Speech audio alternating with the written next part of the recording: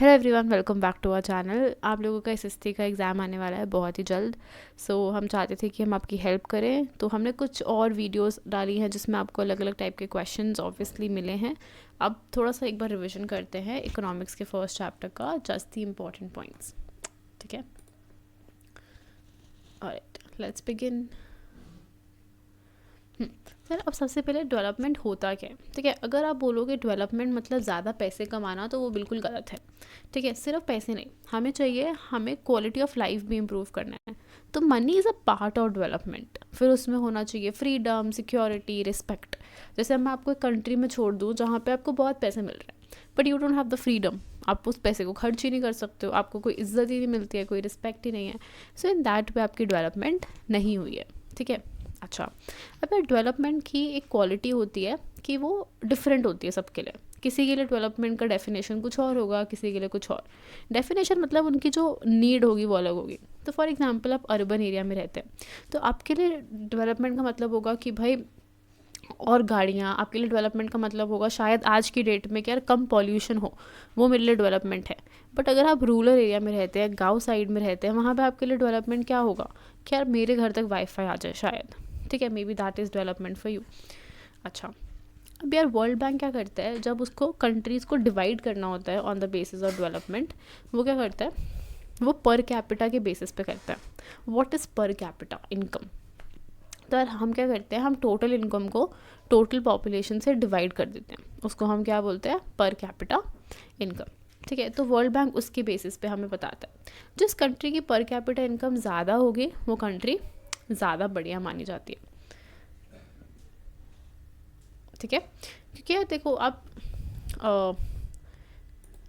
क्या कर रहे हो, आप जो भी टोटल पैसे कमा रहे हो, आप हर इंसान को उतने उतने पैसे एवरेज पे दे रहे हो, तो आपकी कंट्री ऑब्वियसली बेटर मानी जाएगी। बट यार अब वो कोई तरीका तो हुआ नहीं ना सिर्फ पैसों के बेसिस पे।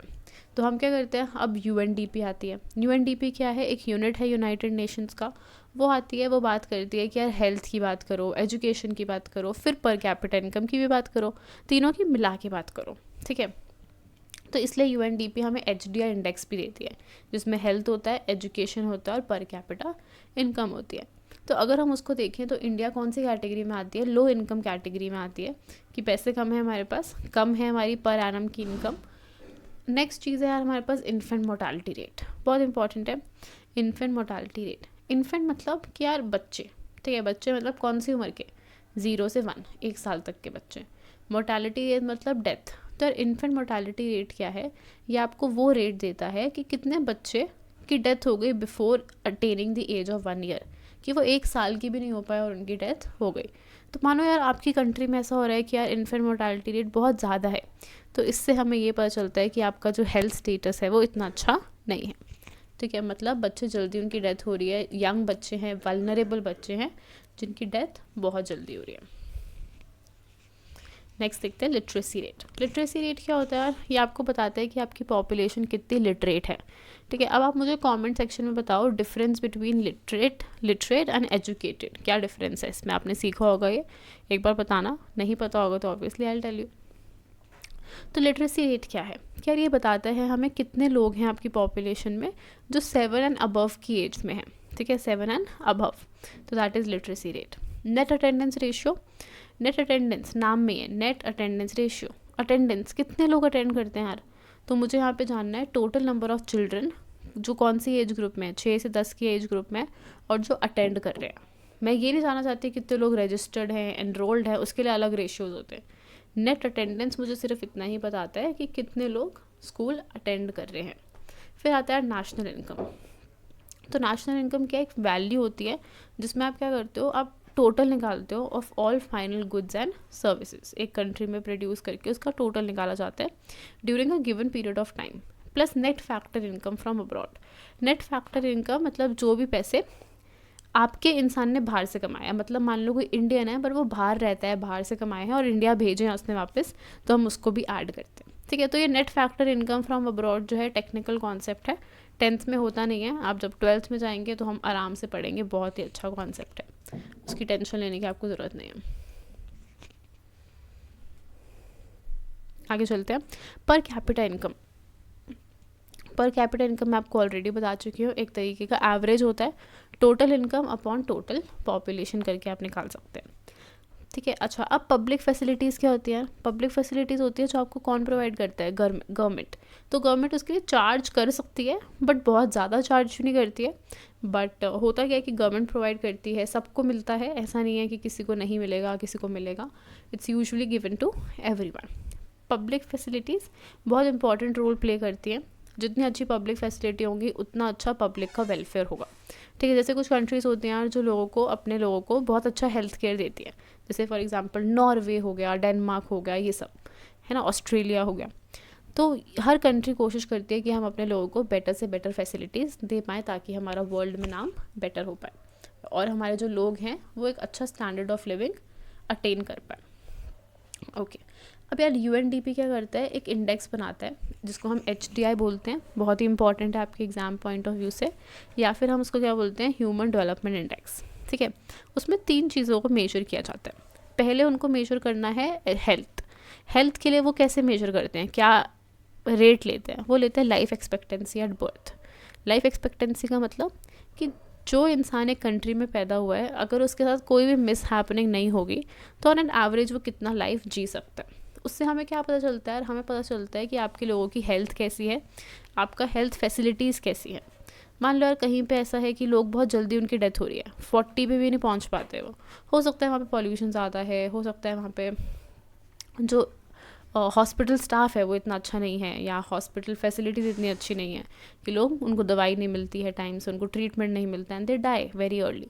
और यही कोई कंट्री है जहाँ पे 84-85 आपका लाइफ एक्सपेक्टेंसी ही है, जो कहाँ पे है? जो बेसिकली चाइना में है, जापान में है, हांगकॉन्ग में है।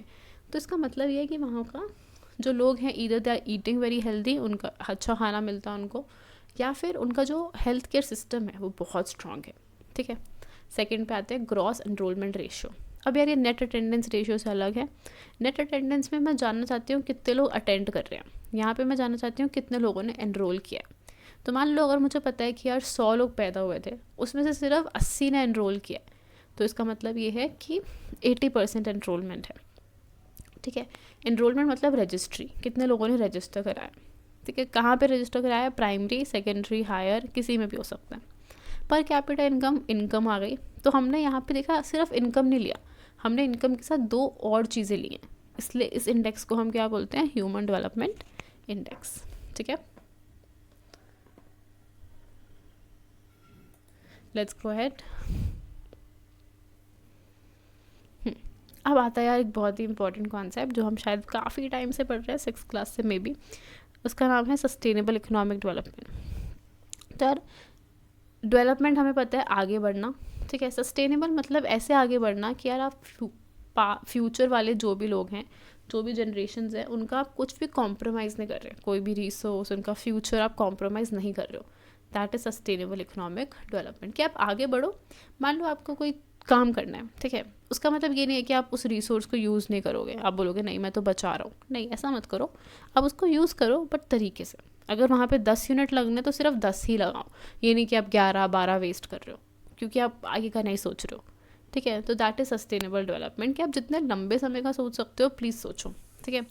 उसमें आप कंट्रोल करते हो यूज़ को, आप अवेयरनेस क्रिएट करते हो, ठीक है। और क्या करते हो आप? Increase use of renewable resources, जो रेन्यूएबल रिसोर्सेज हैं उनको आप ज़्यादा यूज़ करते हो।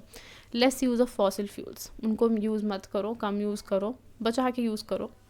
ऑर्गेनिक फार्मिंग करो ताकि आपका लैंड ख़राब ना हो। मेजर्स लो टू रिड्यूस ग्लोबल वार्मिंग, कि जो गर्मी बढ़ती जा रही है उसको रिड्यूस करने के मेजर क्या होते हैं? ग्लोबल वार्मिंग को रिड्यूस करने के मेजर कार पूलिंग करना, कम से कम इलेक्ट्रिक डिवाइसेस यूज़ करना, मतलब जहाँ पे ज़रूरत नहीं है ऑब्वियसली। अच्छा ठीक है, तो ये आपका सस्टेनेबल इकोनॉमिक डेवलपमेंट था। So now what you can do is you can basically tell me in the comment section which other chapter is creating trouble for you.